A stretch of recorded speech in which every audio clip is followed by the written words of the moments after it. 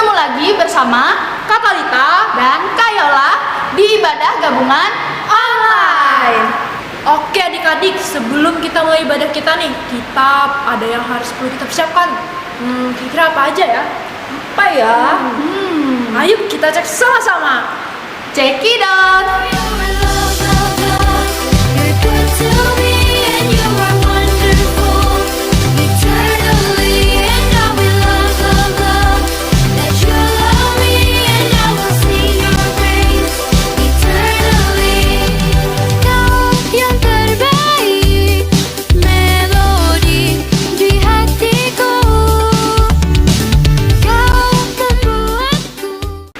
Nah, itu dia tadi adik-adik hal-hal yang harus adik-adik persiapkan.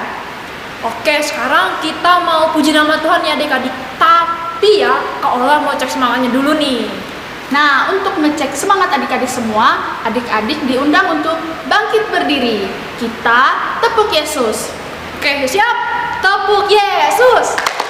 Yes. Sus. Yesus, yes. Sekarang kita angkat satu pujian dengan judul Matahari Bersinar Terang. Musik.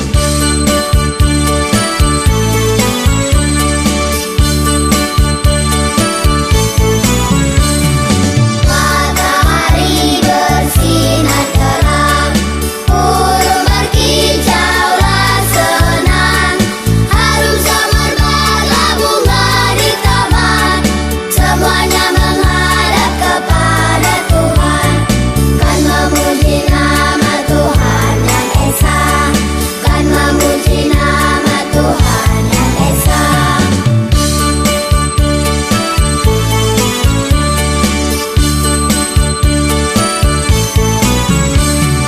Matahari bersinar terang, burung berkicaulah senang, harum semerbak bunga di taman, semuanya menghadap kepada Tuhan, kan memuji nama Tuhan yang esa, kan memuji nama Tuhan yang esa.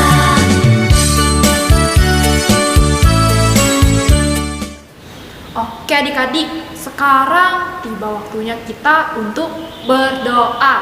Nah, doa kali ini akan dipimpin oleh Kak Ola. Baik adik-adik, kita mau berdoa. Adik-adik bisa lipat tangannya, tutup matanya, dan tundukkan kepalanya. Mari kita bersatu di dalam doa. Selamat pagi Tuhan Yesus yang baik. Kami mengucap syukur dan terima kasih buat pagi yang indah ini. Kami akan mulai ibadah sekolah minggu kami Tuhan. Kiranya Tuhan berkati dari awal, pertengahan, hingga berakhirnya. Di dalam nama Tuhan Yesus kami berdoa dan mengucap syukur. Haleluya. Amin. Oke adik-adik, sekarang kita mau puji nama Tuhan lagi nih. Kita mau puji nama Tuhan lagunya medley. Apa nih Kak lagunya Kak? Judul lagunya Hati yang Gembira Adalah Obat dan Aku Bahagia. Musik.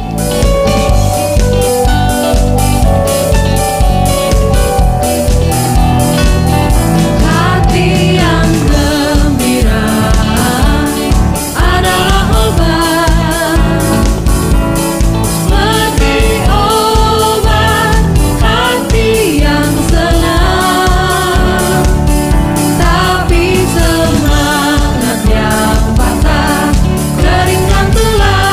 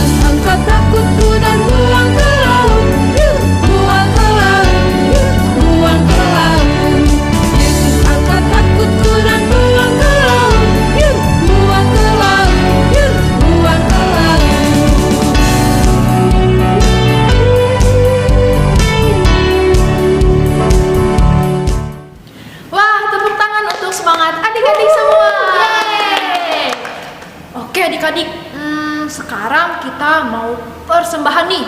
Tapi ya, sebelum kita persembahan, kita mau puji nama Tuhan. Kita angkat satu pujian dengan judul Kasih Yesus. Musik.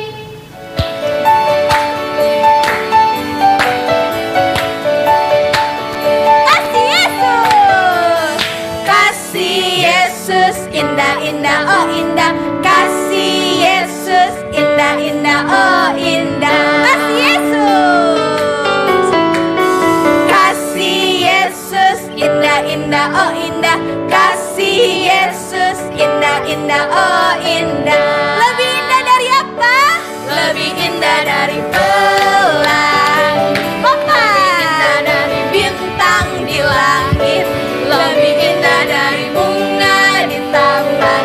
Oh Yesusku, lebih indah. Lebih indah dari pelangi. Lebih indah dari bintang di langit. Lebih indah dari bunga di taman. Oh Yesusku. Kasih Yesus.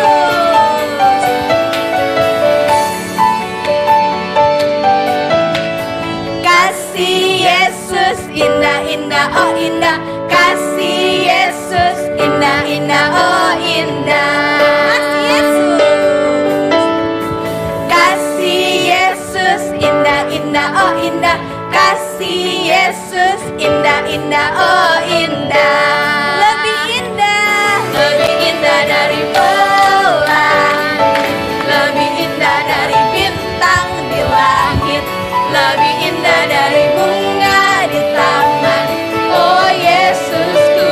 Lebih indah dari pelangi. Lebih indah dari pelangi. Lebih indah dari bintang di langit. Lebih indah dari bunga di taman. Oh Yesusku. Oh Yesusku. Oh Yesusku. Sekali lagi katakan. Oh Yesusku. Haleluya.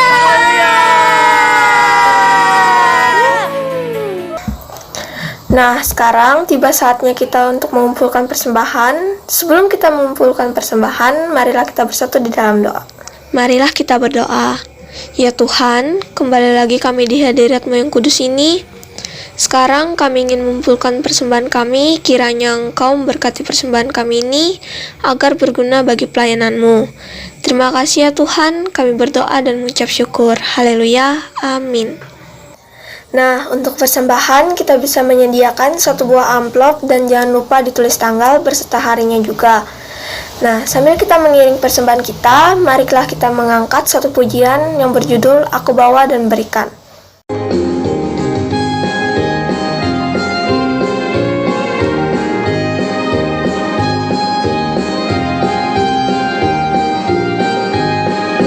Aku bawa dan berikan persembahanku pada Yesus, pada Tuhan Juru Selamatku.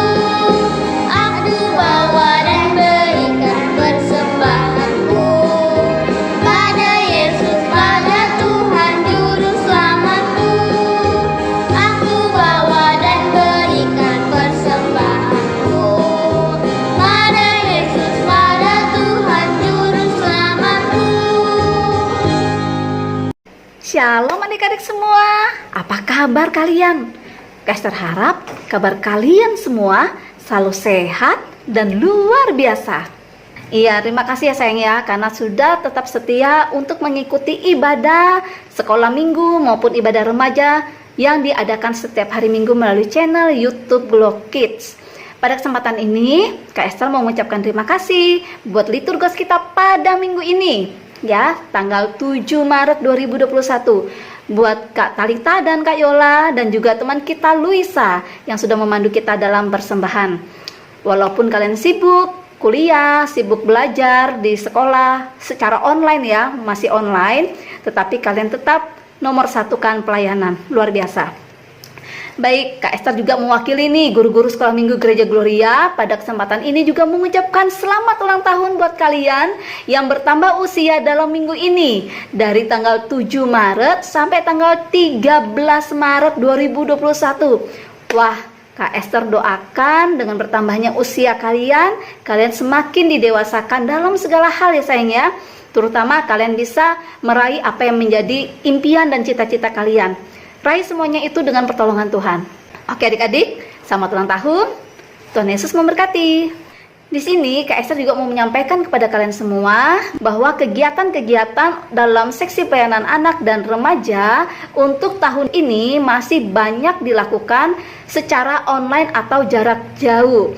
Walaupun demikian, seksi pelayanan anak dan remaja sudah menyusun beberapa program kegiatan yang akan kita laksanakan di tahun ini. Oleh karena itu, nanti kalau misalnya ada kegiatan-kegiatan berikutnya yang akan dilaksanakan oleh sesi pelayanan anak dan remaja, akan Kak Esther atau guru-guru sekolah minggu lainnya menginformasikan melalui channel YouTube Glow Kids. Oleh karena itu, jangan sampai lupa dan jangan sampai ketinggalan untuk mengikuti ibadah setiap hari Minggu. Seperti yang sudah diberitakan ya, kalian sudah dengar sendiri dari orang tua, bahkan dari media sosial atau dari bahwa pandemi COVID-19 ini masih ada di tengah-tengah kita. Ini artinya kita tidak boleh meremehkan situasi dan kondisi yang ada saat ini. Dan disiplin kita dalam menerapkan protokol kesehatan sangat-sangat diharapkan. Baik itu orang tua maupun anak-anak. Semuanya harus disiplin protokol kesehatan. Oleh karena itu, apabila kita beraktivitas dimanapun, ya, apalagi kalau keluar rumah bertemu dengan orang banyak, kita harus benar-benar menerapkan protokol kesehatan tersebut. Oleh karena itu, mari kita simak sama-sama.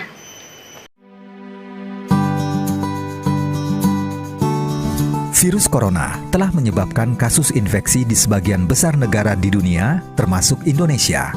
Wajar jika kita merasa khawatir akan terinfeksi virus itu karena penularannya yang sangat cepat. Namun, kita bisa mencegah penyebaran virus corona ini dengan 5 langkah mudah berikut. Pertama, biasakan cuci tangan dengan sabun dan air mengalir minimal 40 detik atau gunakan cairan pembersih tangan berbasis alkohol 60%. Kedua, hindari menyentuh mata, mulut, dan hidung yang merupakan pintu masuk virus ke tubuh kita. Ketiga, jika Anda batuk dan bersin, tutuplah mulut dengan lengan bagian dalam atau tisu dan gunakan juga masker. Keempat, hindari kerumunan atau kegiatan yang melibatkan banyak orang. Jaga jarak 1 meter atau lebih dengan orang lain. Kelima, jika Anda punya gejala infeksi virus corona, segera hubungi hotline 119 extension 9. Dengan ini, Anda telah membantu pemerintah dan petugas kesehatan bekerja lebih efektif melawan COVID-19. Yang terpenting, tetap tenang dan jangan panik dalam menghadapi pandemi virus corona. Selalu jaga kesehatan dan lakukan kegiatan bekerja, belajar, dan beribadah dari rumah. Ayo cegah penyebaran virus dan disiplin diri adalah kunci keberhasilan melawan COVID-19. Nah adik-adik, itu dia yang perlu kita terapkan dalam kehidupan kita di masa pandemi COVID-19 ini. Di samping semuanya itu, Kak Esther ingatkan lagi kepada kalian semua, kepada kita semua, untuk selalu setia, untuk selalu terus-menerus kita dukung dalam doa. Sesama anak Tuhan, kita saling bergandengan tangan, kita satukan iman kita berdoa kepada Tuhan. Kita mohon penyertaan Tuhan buat kita menjalani masa-masa sulit seperti ini. Dan kita juga bermohon supaya virus COVID-19 ini segera berlalu. Kita harus tetap yakin dan berpengharapan bahwa pandemi ini, masa-masa sulit ini pasti akan segera berlalu. Oleh karena itu, anak-anak Tuhan dimanapun kalian berada, selalu setia, ya, selalu berpengharapan dan selalu mengandalkan siapa? Tuhan Yesus. Oke, adik-adikku semua dimanapun kalian berada, tidak banyak yang Kak Esther sampaikan kepada kalian. Nanti informasi berikutnya akan Kak Esther sampaikan di grup seksi pelayanan anak maupun remaja, juga di masing-masing kelas. Sekarang persiapkan diri kalian untuk mengikuti ibadah di kelas masing-masing. Kalian sudah tahu kan, kita sudah ada perubahan kelas. Jadi adik-adik yang sudah naik kelas, kalian bisa simak ini. Yang kelas PAUD, kelas kecil, kelas tengah, kelas besar, dan kakak-kakak remaja. Sudah, jadi nanti tinggal setel, nanti cari YouTube channelnya untuk kelas apa posisi kalian sekarang, ya. Persiapkan diri kita, mari kita masuk dalam ibadah kelas masing-masing. Tuhan Yesus berkati, Shalom.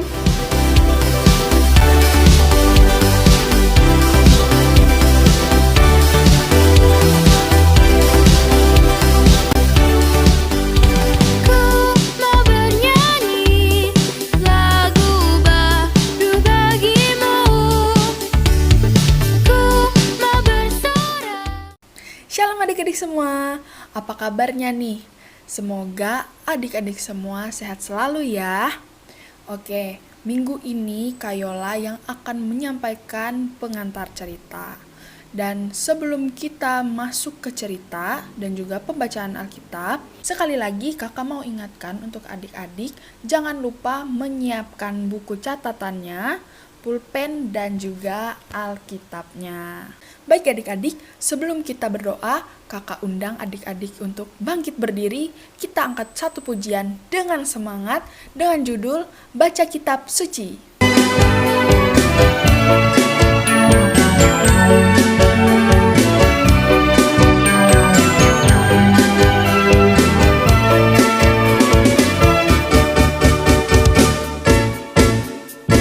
Baca kitab suci, doa tiap hari, doa tiap hari, doa tiap hari.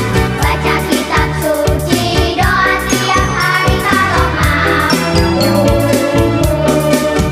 Kalau mau tumbuh, kalau mau tumbuh. Baca kitab suci, doa tiap hari kalau mau tumbuh.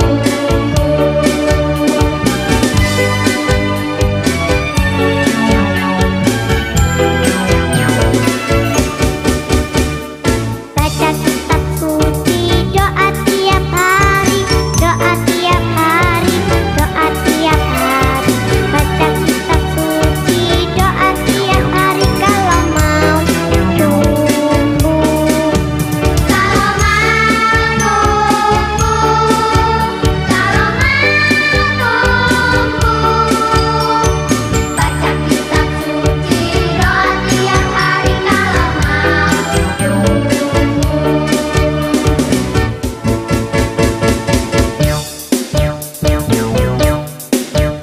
Sekarang adik-adik bisa duduk kembali. Kita akan berdoa untuk pembacaan firman Tuhan dan juga nanti untuk cerita firman Tuhan yang akan kita dengarkan. Mari kita bersatu di dalam doa. Selamat pagi Tuhan Yesus yang baik. Terima kasih Tuhan buat penyertaan-Mu di ibadah kami saat ini. Kami akan membaca sebagian dari firman-Mu Tuhan. Kiranya Tuhan Kau urapi kami agar apa yang kami baca dan kami dengar dapat berguna bagi kehidupan kami Tuhan. Inilah doa dan permohonan kami yang hanya kami alaskan hanya di dalam nama Tuhan. Di dalam nama Tuhan Yesus kami berdoa dan mengucap syukur. Haleluya. Amin. Baik adik-adik, sekarang kita mau baca firman Tuhan pada minggu hari ini. Terambil dari dua kitab, yaitu kitab Lukas dan kitab Matius. Kita baca di kitab Lukasnya dulu ya. Terambil dari pasalnya yang ke-7, ayat ke-18 sampai 23. Kakak ulangin ya, kitab Lukas pasal yang ke-7, ayat 18 sampai 23. Dengan perikop Yesus dan Yohanes Pembaptis. Kita baca sama-sama ya. 1, 2, 3. Ketika Yohanes mendapatkan kabar tentang segala peristiwa itu dari murid-muridnya, ia memanggil 2 orang dari antaranya dan menyuruh mereka bertanya kepada Tuhan, "Engkaukah yang akan datang itu, atau haruskah kami menantikan seorang lain?" Ketika kedua orang itu sampai kepada Yesus, mereka berkata, "Yohanes Pembaptis menyuruh kami bertanya kepadamu, engkaukah yang akan datang itu, atau haruskah kami menantikan seorang lain?" Pada saat itu Yesus menyembuhkan banyak orang dari segala penyakit dan penderitaan dari roh-roh jahat, dan ia mengaruniakan penglihatan kepada banyak orang buta. Dan Yesus menjawab mereka, "Pergilah dan katakanlah kepada Yohanes apa yang kamu lihat dan kamu dengar. Orang buta melihat, orang lumpuh berjalan, orang kusta menjadi tahir, orang tuli mendengar, orang mati dibangkitkan, dan kepada orang miskin diberitakan kabar baik. Dan berbahagialah orang yang tidak menjadi kecewa dan menolak aku." Selanjutnya kita buka di kitab Matius. Sudah dapat di perjanjian lama atau baru? Ya, betul, di perjanjian baru. Matius pasal yang ke-14 ayat yang ke-1 sampai ke-12. Matius pasalnya yang ke-14 ayat 1 sampai 12. Kita baca sama-sama lagi ya. 1, 2, 3. Yohanes Pembaptis dibunuh. Pada masa itu, sampailah berita-berita tentang Yesus kepada Herodes, raja wilayah. Lalu ia berkata kepada pegawai-pegawainya, "Inilah Yohanes Pembaptis. Ia sudah bangkit dari antara orang mati dan itulah sebabnya kuasa-kuasa itu bekerja di dalamnya."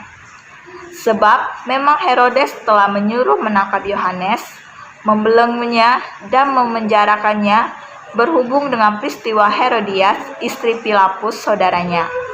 Karena Yohanes pernah menegurnya, katanya, "Tidak halal engkau mengambil Herodes ingin membunuhnya, tetapi ia takut akan orang banyak yang memandang Yohanes sebagai nabi." Tetapi pada hari ulang tahun Herodes, menarilah anak perempuan Herodias di tengah-tengah mereka dan menyukakan hati Herodes. Sehingga Herodes bersumpah akan memberikan kepadanya apa saja yang dimintanya. Maka setelah dihasut oleh ibunya, anak perempuan itu berkata, "Berikanlah aku di sini kepala Yohanes Pembaptis di sebuah talam." Lalu sedihlah hati raja. Tetapi karena sumpahnya dan karena tamu-tamunya, diperintahkannya juga untuk memberikannya. Disuruhnya memenggal kepala Yohanes di penjara. Dan kepala Yohanes itu pun dibawa orang di sebuah talam, lalu diberikan kepada gadis itu, dan ia membawanya kepada ibunya. Kemudian datanglah murid-murid Yohanes Pembaptis, mengambil mayatnya dan menguburkannya. Lalu pergilah mereka memberitahukannya kepada Yesus. Berbahagialah orang yang mendengarkan firman Tuhan dan melakukannya hari lepas hari. Amin. Baik adik-adik, sekarang kita akan masuk ke pengantar cerita. Dan kakak mau tanya nih ke adik-adik semua, kenapa orang Kristen dianiaya? Kira-kira adik-adik tahu nggak apa itu arti dari dianiaya? Dan arti dianiaya oleh sebab kebenaran. Adik-adik tahu nggak kenapa seseorang ingin menganiaya ibu, ayah, ataupun anak-anak yang baik? Padahal mereka tidak melakukan kejahatan, malahan mereka melakukan hal-hal kebaikan. Penganiayaan itu bisa dimulai dari keluarga adik-adik dan juga bisa terjadi di sekolah. Dan ada juga yang berasal dari pemerintah. Di Nazaret, Tuhan Yesus dianiaya oleh tetangganya adik-adik. Karena Tuhan berkata kepada mereka bahwa Dia ini adalah Mesias. Tuhan Yesus dianiaya karena kebenaran. Selalu ada penganiayaan dan akan selalu ada yang dianiaya. Penganiayaan itu membuat kita takut. Tapi Tuhan Yesus berkata bahwa mereka yang dianiaya oleh kebenaran akan berbahagia. Oleh karena itu adik-adik, kita tidak perlu takut. Seperti di Matius pasal yang ke-5 ayat 11-12. Berbahagialah kamu jika karena aku kamu dicela dan dianiaya dan kepadamu difitnahkan segala yang jahat. Ayat yang ke-12, bersukacita dan bergembiralah karena upahmu besar di surga, sebab demikian juga telah dianiaya nabi-nabi yang sebelum kamu. Nah adik-adik, hari ini kita akan mendengar tentang seorang lelaki yang sangat dekat dengan Tuhan Yesus. Dan dia ini juga sudah membaptis Tuhan Yesus. Adik-adik penasaran gak? Pasti penasaran kan? Yuk kita langsung dengar ceritanya. Shalom kelas besar, kembali lagi dengan Kak Esther. Hari ini, minggu ini Kak Esther yang akan bercerita di kelas besar. Kak Esther mengucapkan terima kasih ya buat yang baca Alkitab. Ada juga Kak Yola yang sudah membawakan kita ke dalam pengantar cerita kita pada minggu ini. Oke adik-adik kelas besar, minggu ini Kak Esther akan bercerita tentang Yohanes Pembaptis dihukum mati di penjara. Ya, kalian bisa baca di Injil Lukas pasal 7 ayat 18 sampai 23 dan juga Injil Matius pasal 14 ayat 1 sampai 12. Ya. Kalian pasti kenal dengan Yohanes Pembaptis, bener kan? Kalau adik-adik yang baru naik di kelas besar, mungkin di kelas tengah sudah pernah diajarin ya sayang ya. Iya benar. Jadi Yohanes Pembaptis ini adalah salah satu orang yang dianiaya karena kebenaran. Iya, dia adalah orang yang benar dan suci adik-adik. Ya, bahkan Herodes yang menahan Yohanes Pembaptis itu tahu bahwa Yohanes itu adalah orang benar dan suci. Kalian bisa buka itu di Injil Markus pasal 6 ayat yang ke-20. Lalu dikatakan juga Yohanes Pembaptis itu adalah orang yang rendah hati, yang tidak mengambil kemuliaan bagi dirinya adik-adik ya, tapi memberi semua kehormatan hanya bagi Yesus. Kalian bisa lihat itu di Injil Yohanes pasalnya yang pertama ayat 19 sampai 28. Lalu Yohanes Pembaptis juga menyambut Yesus dengan penuh sukacita dan tahu bahwa tugasnya sudah selesai. Kita bisa buka itu di Injil Yohanes pasal 3 ayat 27 sampai 30. Tetapi ia tetap membaptis dan menegakkan yang namanya kebenaran dan mengingatkan orang-orang untuk segera bertobat. Karena apa? Dia selalu mengatakan segera bertobat karena kerajaan Allah sudah dekat. Iya. Herodes yang menahan Yohanes adalah Herodes Antipas. Ya, dia adalah anak Herodes Agung. Dia memerintah provinsi Galilea dan Perea. Dia sudah menceraikan istrinya dan menikahi Herodias, ya, keponakannya istri Herodes Filipus yang pertama. Ya, Herodias membawa Salome, ya, itu adalah anak perempuan dari pernikahannya yang pertama, adik-adik ya. Yohanes Pembaptis tidak takut untuk memberitahu Herodes bahwa ia melakukan hal yang salah adik-adik dengan mengambil istri dari saudaranya dan menunjukkan banyak hal jahat lainnya yang telah dilakukan oleh Herodes. Oleh karena itu adik-adik, Herodias sangat membencinya dan menjebloskannya ke dalam penjara. Iya, selama masa tahanan adik-adik, ternyata Yohanes Pembaptis mulai ragu karena dia berkata dalam hati bahwa Yesus itu datang untuk membebaskan para tahanan. Namun sekarang dia sendiri yang seorang yang mempersiapkan jalan bagi Yesus berada di penjara. Lalu dia berpikir, apakah Yesus benar-benar seorang Mesias adik-adik? Ya. Lalu Yesus menjawab apa yang menjadi pertanyaan daripada Yohanes Pembaptis. Bagaimana caranya? Yaitu dengan menunjuk pada pekerjaan yang membuktikan bahwa ia adalah Mesias. Dia menambahkan ucapan bahagia yang lain. Berbahagialah orang yang tidak ragu akan perkataanku. Pesan Yesus itu mengusir keraguan yang ada dalam diri Yohanes Pembaptis. Dan tentu saja dia mendapat kehormatan untuk masuk dalam kerajaan surga sebagai seorang martir. Nah adik-adik, untuk lebih jelasnya, mari sama-sama kita menyaksikan video berikut. Pada tahun ke-15 pemerintahan Raja Agung Tiberius, Pontius Pilatus menjadi gubernur Yudea dan Herodes menjadi Raja Galilea, Hanas dan Kayafas menjadi imam besar. Firman Tuhan datang kepada Yohanes di padang gurun, dan ia menjelajahi seluruh daerah Yordan untuk berkhotbah tentang pertobatan dan pengampunan dosa. Bertobatlah kamu, dan berilah dirimu dibaptis, maka Allah akan mengampuni dosamu. Seperti tertulis dalam kitab Nabi Yesaya. Ada suara yang berseru di padang gurun, persiapkanlah jalan untuk Tuhan. Luruskanlah jalan baginya. Setiap lembah akan ditimbun, dan setiap bukit menjadi rata. Jalan yang berliku diluruskan, jalan yang berlekuk diratakan, dan semua orang akan melihat keselamatan Allah. Apa yang harus kami perbuat? Ya, apa yang harus Kamu keturunan ular beludak. Apa yang harus kami lakukan? Tunjukkan kami jalan untuk kembali.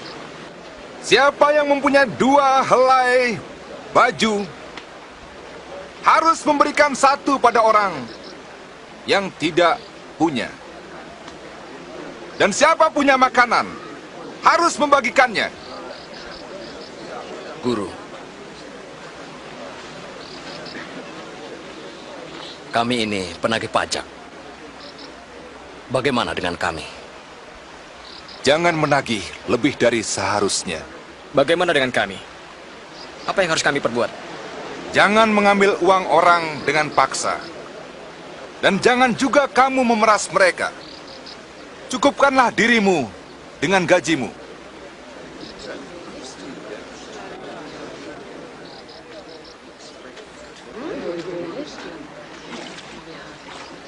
Katakan, engkaukah Kristus?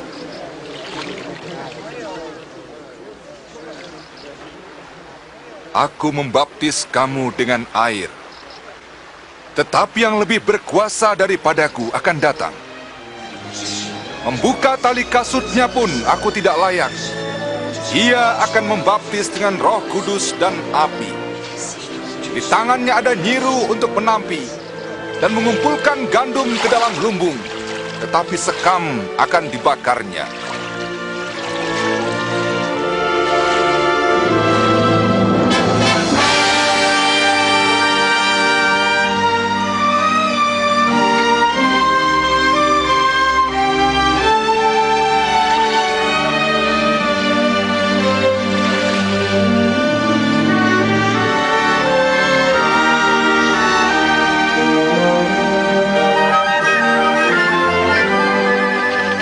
Kudus turun ke atas Yesus dalam rupa burung merpati.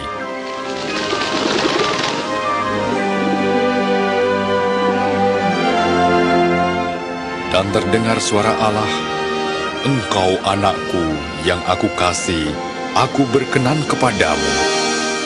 Yohanes Pembaptis berkhotbah tentang Yesus. Hari itu hari yang panas dan sibuk di lembah Yordan, adik-adik. Orang-orang berdatangan kepada Yohanes Pembaptis.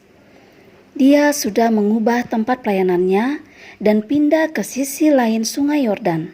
Dia tidak pernah lelah menolong orang untuk melihat dosa mereka dan memintanya untuk bertobat, karena kerajaan surga sudah dekat.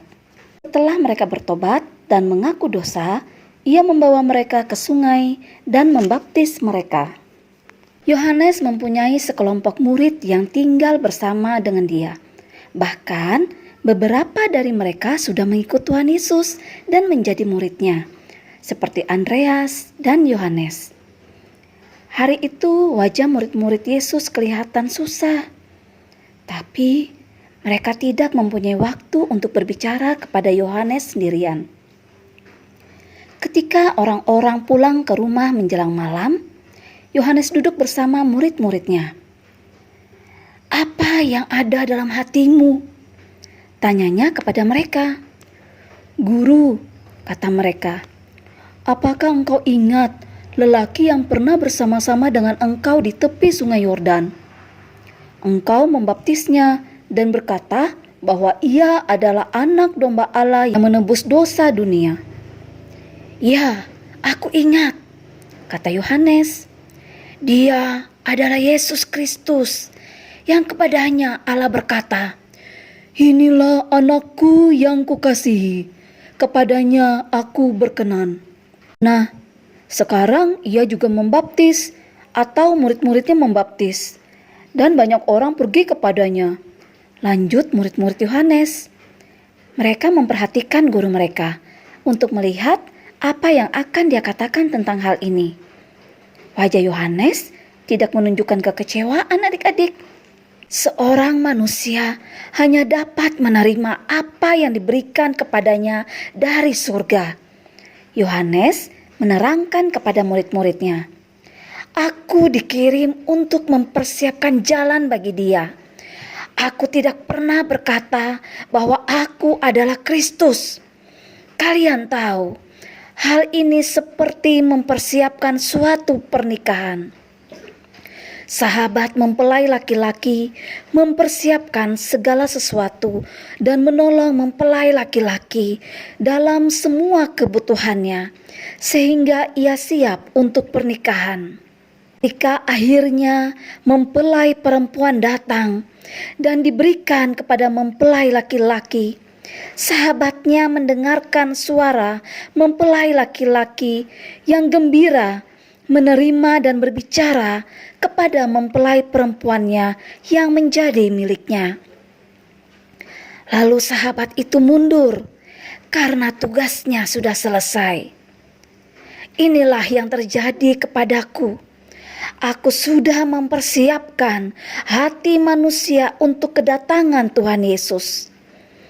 Lalu Tuhan Yesus datang dan aku sangat senang bertemu dengan Dia. Tapi semua orang adalah miliknya, bukan milikku. Sekarang mereka harus pergi dan mendengarkan Dia. Semakin banyak orang akan datang kepadanya, dan semakin sedikit akan datang kepadaku. Tapi tidak apa-apa, memang seharusnya lah demikian. Dia harus makin besar, aku makin kecil. Meskipun demikian, kami akan tinggal bersama engkau dan tidak akan pernah meninggalkan engkau sendirian. Murid-murid Yohanes berjanji adik-adik. Mereka memegang janjinya. Yohanes Pembaptis dijebloskan ke penjara. Apa yang dilaporkan murid-murid Yohanes benar adik-adik. Banyak orang yang sudah ia baptis sekarang mengikut Tuhan Yesus. Tapi ada orang-orang yang merasa tidak berdosa dan tidak minta dibaptis oleh Yohanes Pembaptis. Mereka adalah orang-orang Farisi dan imam-imam besar. Hati mereka tetap dingin terhadap Tuhan Yesus. Hal itu membuat hati Yohanes sedih. Ada kejadian lain yang terjadi di Palestina yang menyebabkan kesedihan Yohanes Pembaptis. Raja Herodes Antipas yang memerintah provinsi Galilea dan Perea sudah melakukan perbuatan jahat. Herodes sudah bercerai dengan istrinya dan menikahi keponakan perempuannya yang adalah istri saudaranya sendiri adik-adik. Yohanes Pembaptis merasa tidak cukup hanya berbicara kepada orang biasa tentang kesalahan mereka. Herodes juga perlu diingatkan. Akhirnya Yohanes memutuskan untuk melakukan sesuatu yang sangat berani yang membahayakan hidupnya.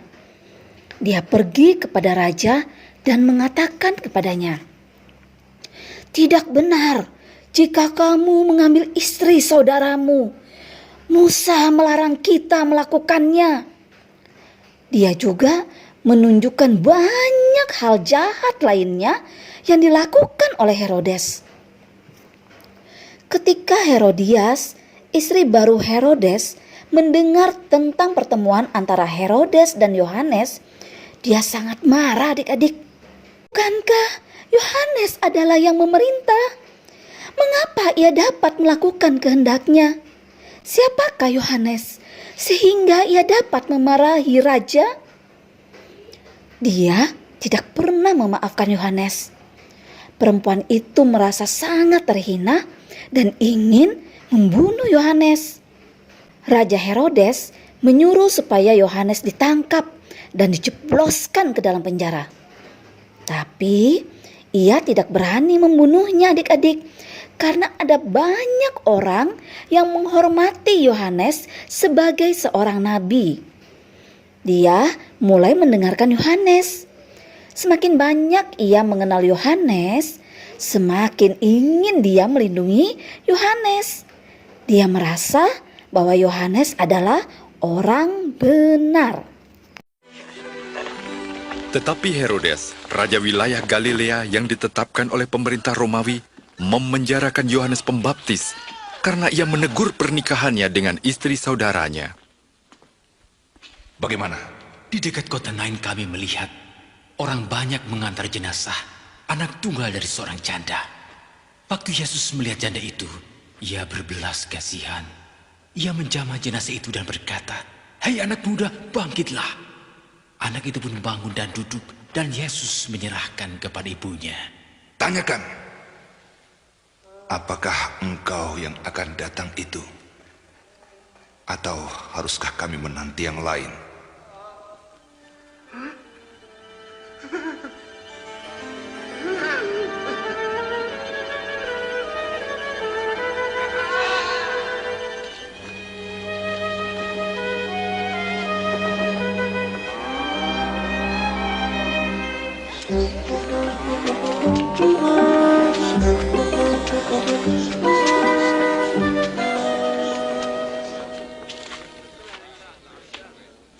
Guru,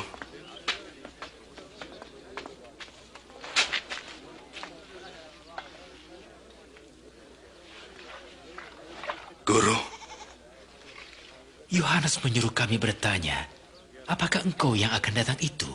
Atau kami menanti yang lain? Kembali dan katakan apa yang kamu dengar dan lihat. Orang buta melihat, orang lumpuh berjalan. Berbahagialah orang yang tidak menolak aku.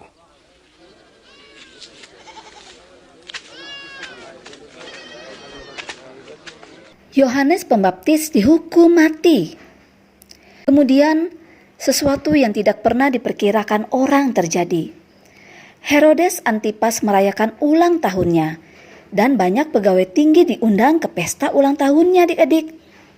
Mereka berkumpul di ruang makan di istananya yang indah sekali, dan makan dari semua piring-piring yang indah yang disediakan oleh pelayan Herodes.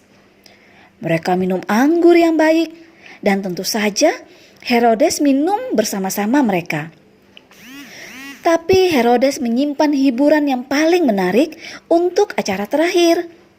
Ya, Salome, anak perempuan Herodias, datang untuk menari bagi tamu-tamu Herodes.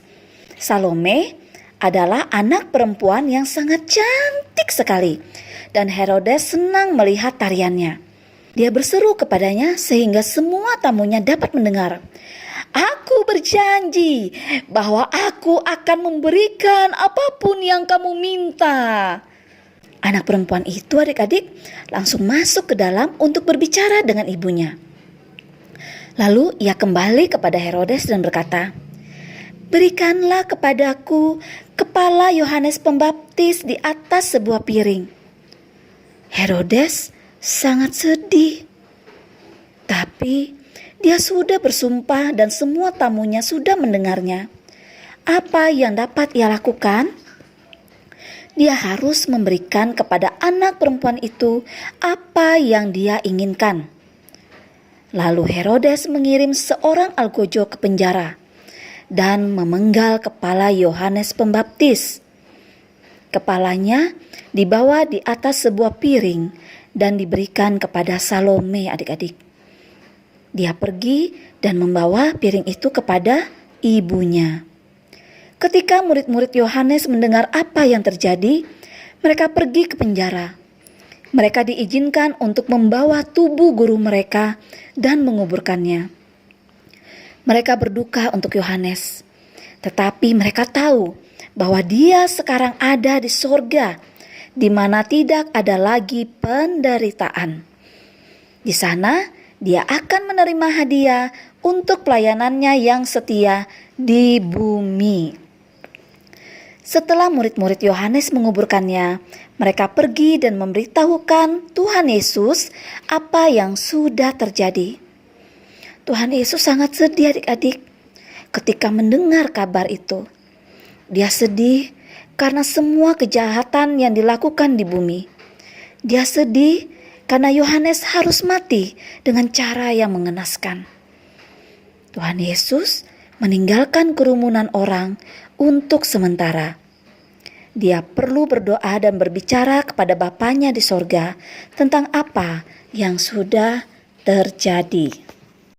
Nah, adik-adik, itu tadi cerita kita di kelas besar. Seru banget ya? Iya dong, tentu saja seru banget. Iya, untuk selanjutnya, untuk penerapan dan respon, tugas dan ayat hafalan buat kalian saksikan setelah video ini. Sampai bertemu minggu depan. Jangan lupa tetap setia ibadah di kelas besar. Tuhan Yesus memberkati kita semua. Shalom.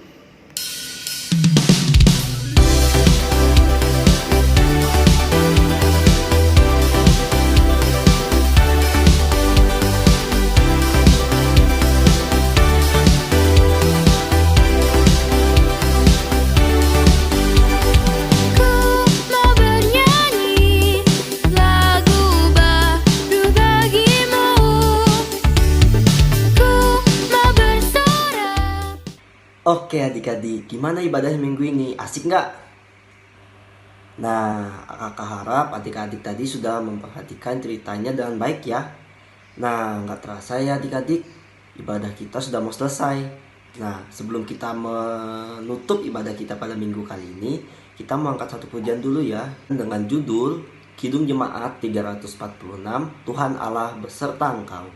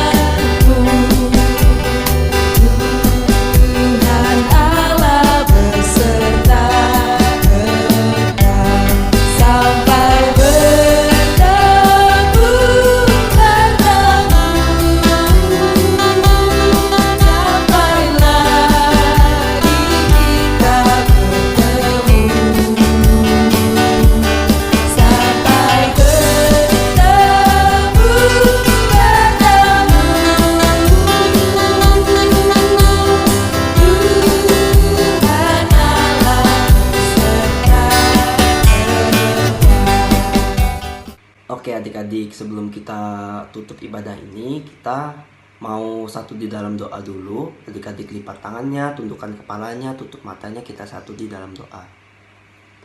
Tuhan Yesus yang baik, terima kasih Tuhan, pada saat ini kami anak-anak-Mu telah menyelesaikan ibadah kami. Terima kasih juga karena Engkau telah menyertai kami sepanjang ibadah tadi Tuhan Yesus, sehingga ibadah tadi dapat berjalan dengan lancar Tuhan. Tuhan Yesus yang baik, pada saat ini kami ingin kembali melaksanakan aktivitas-aktivitas kami. Tolong Kau jaga dan lindungi kami sepanjang minggu ke depan Tuhan, sehingga kami dapat melaksanakan aktivitas kami dan kembali berkumpul Tuhan bersama teman-teman kami pada minggu depan untuk mendengarkan dan memuji, memuliakan nama-Mu Tuhan Yesus. Tuhan Yesus, demikianlah doa yang kami dapat sampaikan. Sempurnakanlah doa ini dengan doa yang telah Engkau ajarkan kepada kami. Bapa kami yang ada di surga, dikuduskanlah nama-Mu, datanglah kerajaan-Mu, jadilah kehendak-Mu di bumi seperti di surga. Berilah kami pada hari ini makanan kami yang secukupnya, dan ampunilah kami akan kesalahan kami, seperti kami juga mengampuni orang yang bersalah kepada kami. Dan janganlah membawa kami ke dalam pencobaan, tetapi lepaskanlah kami daripada yang jahat. Karena Engkaulah yang mempunyai kerajaan, kuasa, dan kemuliaan sampai selama-lamanya. Anak-anak Tuhan katakan amin. Oke adik-adik, sampai jumpa di ibadah minggu depan. Dadah.